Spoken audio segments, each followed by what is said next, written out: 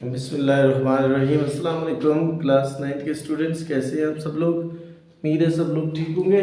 नई क्लास वालों और जो है आपको लोगों को पता है कि दूसरे चैप्टर के न्यूमेरिकल शुरू किए हुए हैं और उसके 6 न्यूमेरिकल हो गए हैं। 7वां न्यूमेरिकल है, कहते हैं a stone is dropped from the height of 45 metre, how long it will take to reach the ground। एक चीज़, what will be its velocity just before hitting the ground। ये दो चीजें आपको मालूम करनी है। इसमें यहाँ बस ना ये हाइट है, इधर से नीचे की तरफ ना स्टोन को गिराया जा रहा है यहाँ से यहाँ पर। इसका मतलब है यहाँ पर रेस्ट की पोजीशन से ना वो स्टोन चलेगा, रेस्ट की पोजीशन से। अगर वो रेस्ट की पोजीशन से चलेगा तो इसका जब डेटा लिखेंगे तो उसका मतलब ये होगा कि इसकी इनिशियल वेलोसिटी क्या होगी, जीरो। इनिशियल वेलोसिटी क्या होगी, जीरो। इनिशियल वेलोसिटी अभी रेस्ट से स्टार्ट रहेगी ना। इनिशियल वेलोसिटी यानी वी आई कितना आएगा, 0 ms-1। आपको पता है कोई भी चीज जमीन से ऊपर की तरफ जाए या नीचे आए तो उसमें आम एक्सेलरेशन नहीं यूज होता, उसमें ग्रेविटेशनल एक्सेलरेशन यूज होता है। अगर कोई चीज नीचे आ रही हो तो पॉजिटिव और अगर ऊपर जा रही हो तो नेगेटिव। जी की वैल्यू जो स्मॉल जी होता है, जी की वैल्यू 10 होती है जो वो वाला। तो इसमें चूंकि ये स्टोन नीचे की तरफ आ रहा है इसलिए जी की वैल्यू प्लस मिलेगी, +10 ms-2। ये आप लगा देंगे। इसके बाद उसने बोला कि how long it will take. इसका मतलब एक तो हमें मालूम करना है टाइम। क्या मालूम करना है जी, टाइम। एक चीज, what will be its velocity just before hitting the ground, यानी फाइनल वेलोसिटी भी हमें मालूम करनी है। क्या मालूम करना है, फाइनल वेलोसिटी।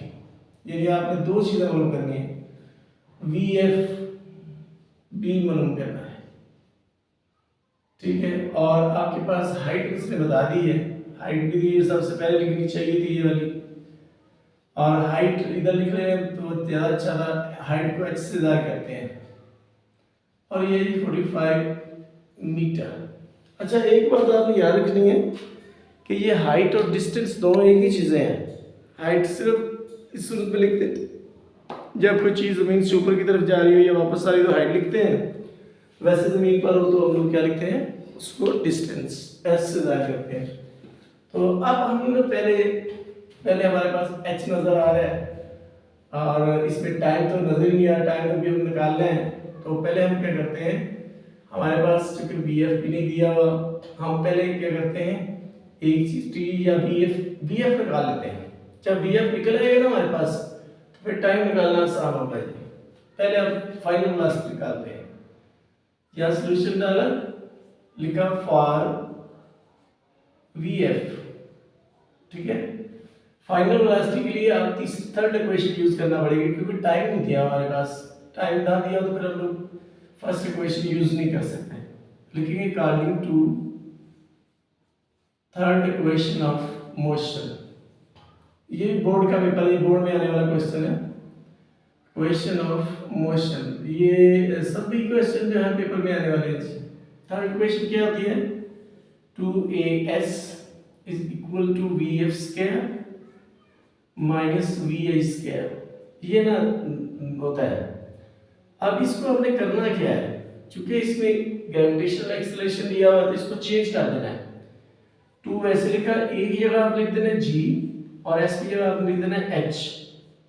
बाकी आपकी चेंजिंग नहीं होगी, VF स्क्वायर वैसे ही और VI स्क्वायर भी वैसे। VI स्क्वायर तो हमारे पास, चलो अगले स्टेप में वैल्यू पुट कर लेते हैं, इधर की वैल्यू पुट कर लेते हैं तो आ जाएगा 2 वैसे ही, G की वैल्यू है 10 ms-2 और H कितना दिया है 45 मीटर। आगे लिखा हुआ VF स्क्वायर वैसे ही कोई दी वैल्यू -0 ms-1 का स्क्वायर, यानी VI कितना है 0। इन सबको ना मल्टीप्लाई करेंगे आपस में, 2 को 10 से करेंगे 20 और 20 को फिर आप 45 से करेंगे तो आ जाएगा 900 और इधर बच जाएगा VF स्क्वायर। अब ये तो 0 हो जाएगा। स्क्वायर कैसे तुम करेंगे, स्क्वायर रूट ले लेंगे, ये स्क्वायर रूट इधर भी स्क्वायर रूट ले लेंगे आप, यहाँ स्क्वायर रूट से कट जाएगा तो कैलकुलेटर से ना हम स्क्वायर रूट इसका ले लेते हैं तो तो आएगा 30 और इसको इम्प्लाइज करके सीधा करके आप इसका आंसर लिख देंगे VF इज इक्वल टू 30 और वेलोसिटी का यूनिट क्या होता है मीटर पर सेकेंड। ये एक चीज आ गई। अब आपका काम क्या है कि आपने टाइम निकालना है। इधर लिखेंगे 40 for time according to first equation of motion. कौन सी इक्वेशन लगाएंगे आप? First equation of motion.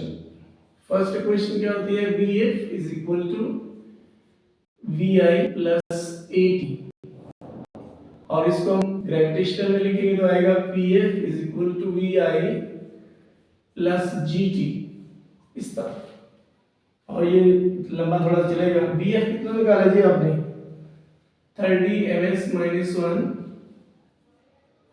VI हमारे पास है 0 ms माइनस 1 प्लस G कितना है 10 ms माइनस 2